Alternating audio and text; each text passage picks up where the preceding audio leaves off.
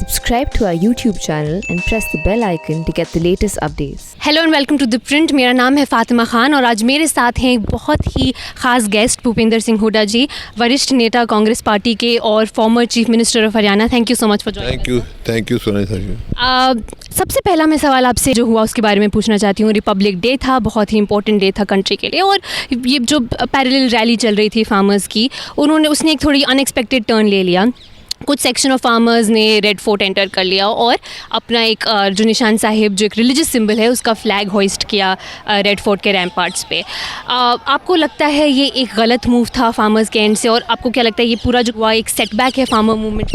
देखिए, ये मेरे को लगता है जितने फार्मर्स थे उन्होंने कितने संयम से काम किया उससे अंदाजा रखते हैं। उसमें एक जो है जिन्होंने रेड फोर्ट पे गए या ऐसा कार्य किया वो गलत है।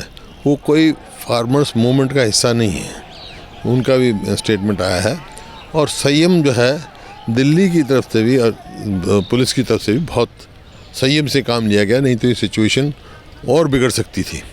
और ये जो वहाँ गए हैं जो इन्हें ऐसा काम किया है उनको तो सज़ा होनी चाहिए। गलत काम किया है ये, क्योंकि उनकी बात थी, इतने शांति प्रिय वो चल रहा था, तो वो तो फार्मर्स का जो ऑर्गेनाइजेशन है या जो अपनी डिमांड कर रहे हैं वो उनका पार्टनर, उसमें एक सेक्शन जो भी है जिसने भी किया वो लगता है उनकी नीयत ये थी कि इस मूवमेंट को फेल करें। जब ये हादसा हुआ तो उसके बाद कांग्रेस पार्टी के कई सीनियर लीडर्स और कांग्रेस पार्टी ने ऑफिशियली भी एक स्टेटमेंट रिलीज़ किया वायलेंस को कंडेम करते हुए। सीनियर लीडर्स ने बोला कि नहीं, ये हमने ये कभी सपोर्ट नहीं किया था, ये जो फ्लैग होइस्ट हुआ।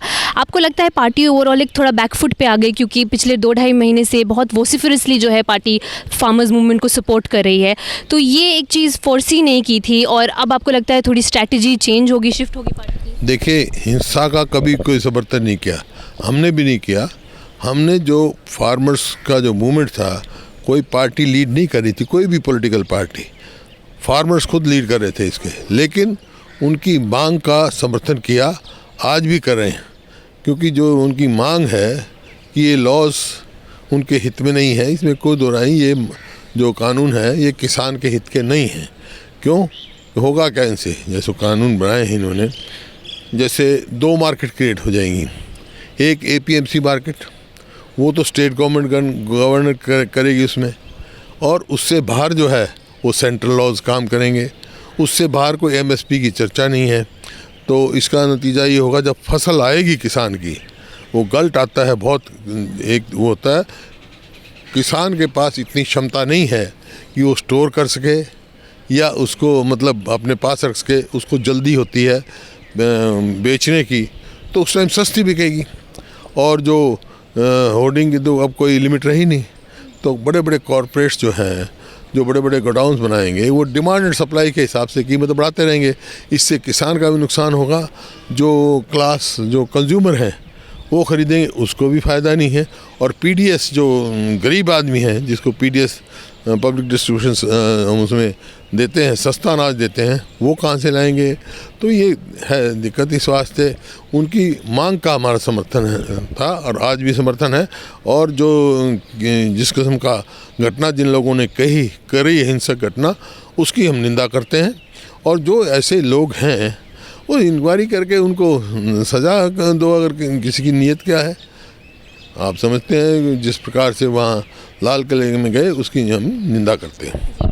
कई फार्मर्स भी जो हैं आज स्टेज पे क्रिटिसाइज़ कर रहे थे जो वायलेंस हुआ, जिस तरह से आप बोल रहे हैं, और फार्मर्स भी कह रहे हैं कि ये मिसक्रिएंट्स थे, गलत लोग थे जिन्होंने ये आके किया काम। अभी जैसे हमने देखा 2.5 महीने से ये लगातार गवर्नमेंट और फार्मर्स के बीच में बैक एंड फोर्थ हो रहा है, टॉक्स चल रहे हैं, इनकंक्लूसिवली एंड कर रही हैं।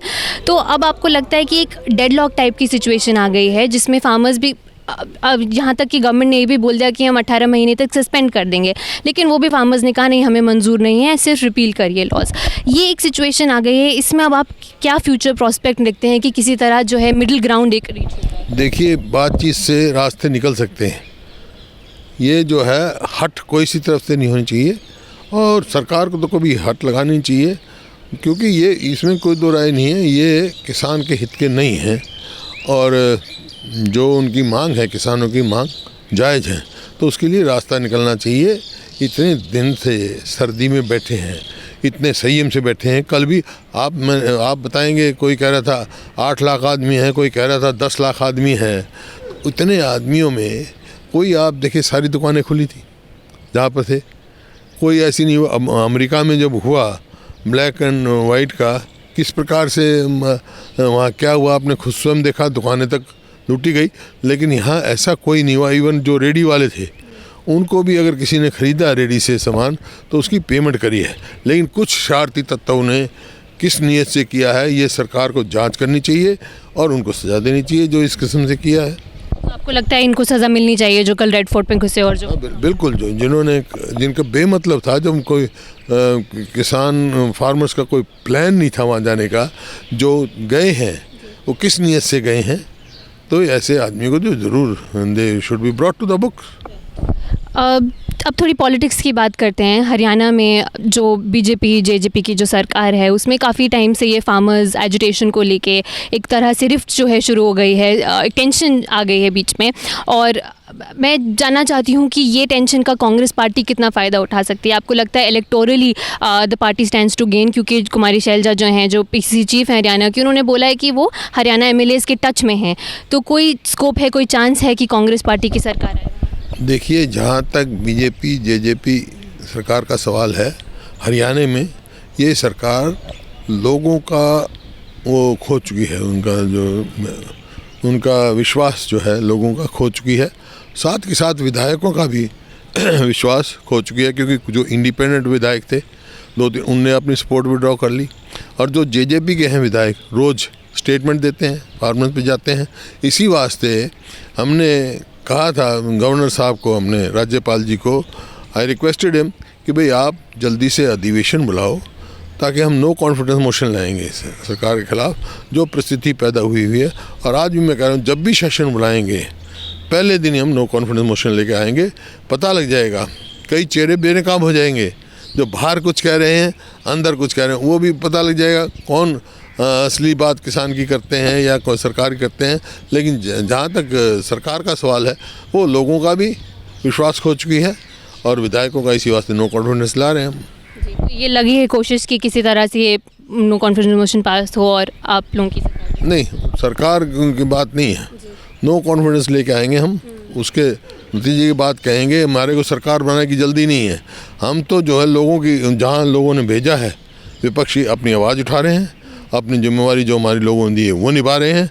लेकिन जैसे मैंने कहा कि ऐसी सरकारें, जिस प्रकार से सरकार बनी, जब पहली बार सरकार बनी थी, ये जेजेपी ने समर्थन दिया था, एक सेंटेंस मैंने कहा था और वो आज सच सिद्ध हो रहा है। मैंने कहा वोट किसी की, सपोर्ट किसी को, तो वो आज सच सिद्ध हो। तो ऐसी सरकारें खुद अपने वजन में गिर जाया करती हैं। एक सवाल मैं ये भी पूछना चाहूँगी, कुछ तुम पहले ये जो लोकल बॉडी पोल्स हुए हरियाणा में, मेयरल इलेक्शंस भी हुए, उसमें सोनीपत की सीट कांग्रेस ने जीती। आप खुद गए थे सोनीपत, आपने कैंपेन किया था। लेकिन अम्बाला जो है, जो एक तरह से होम टर्फ कंसिडर किया जाता था कुमारी शैलजा का, वो जो है वो पार्टी हार गई। आप जो है वहाँ कैंपेनिंग के लिए नहीं गए, क्या वजह है कि वो एक इम्पॉर्टेंट सीट जो है पार्टी? देखो, मैं ज़रूर जाता, मेरे को बुलाया नहीं गया वहाँ। मैं अगर अम्बाला पंचकुला बुलाते मेरे को तो मैं ज़रूर जाता, लेकिन ना उम्मीदवार ने कहा ना और किसी ने मेरे को कहा। जहाँ सोनीपत आपको बुलाएगा? सोनीपत में उम्मीदवार ने बुलाया, मेरे कहने से ही सिफारिश पे टिकट दी गई पार्टी ने, मेरी सिफारिश पे दी उसको, मेरे को पार्टी पहली दफ़ा पार्टी सिंबल पे लड़ी है तो हमारे कहने से दी थी। इस वास्ते जहाँ बुलाया वहाँ मैं गया। मेरे को रिवाड़ी बुलाया, हालांकि वहाँ हमारा म्यूनसिपल कॉरपोरेशन नहीं है वहाँ, लेकिन काउंसिल है, वहाँ हमारा चेयरमैन खड़ा था, मैं उसकी सपोर्ट में गया कि उन्होंने बुलाया था, हालांकि जीता नहीं वो। तो अगर अम्बाला या बुलाते तो मैं ज़रूर जाता। पार्टी लीडरशिप जो है, सेंट्रल लीडरशिप कांग्रेस की, आप उन 23 लेटर राइटर्स में थे जिन्होंने पिछले साल अगस्त में सोनिया गांधी को एक लेटर लिखा बोलते हुए कि एक लीडरशिप ओवरहॉल चाहिए, हमें चाहिए permanent president, elections with in the party वगैरह।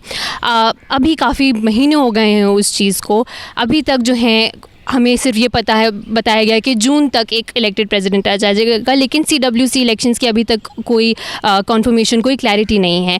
आप कितने सेटिस्फाइड हैं या डिससेटिस्फाइड हैं इस पूरे प्रोसेस? देखिए, कांग्रेस प्रेसिडेंट ने, सोनिया गांधी जी ने, पीछे जो वर्किंग कमेटी मीटिंग थी, जब ये फैसला किया गया जून में इलेक्शन होंगे उस समय स्पष्ट कर दिया था कि जून में इलेक्शन होंगे, कांग्रेस प्रेसिडेंट का भी होगा, CWC का भी होगा, तो कोई अब वो उसमें कोई वो है नहीं।